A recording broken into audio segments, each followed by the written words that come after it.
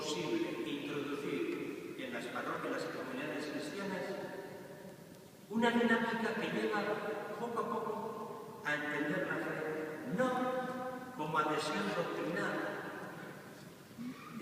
formulada muchas veces, casi siempre, en categorías y conceptos de otros tiempos, sino se llega a vivir la fe como un estilo de vida que es realizable en cualquier época y en cualquier tiempo, en cualquier cultura. Esto es lo grande.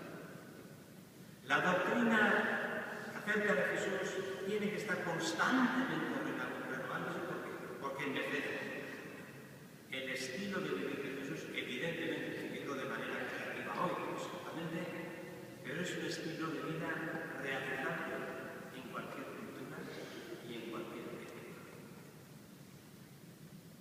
Necesitamos aprender a leer los evangelios como relatos de conversión, que fueron escritos para suscitar seguidores y discípulos.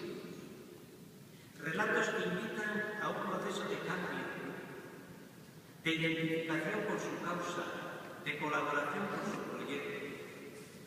Y esto es lo que no logra la predicación homilética de la Biblia. El crear un clima donde toda la comunidad estemos escuchando, no al párroco, sino al Evangelio,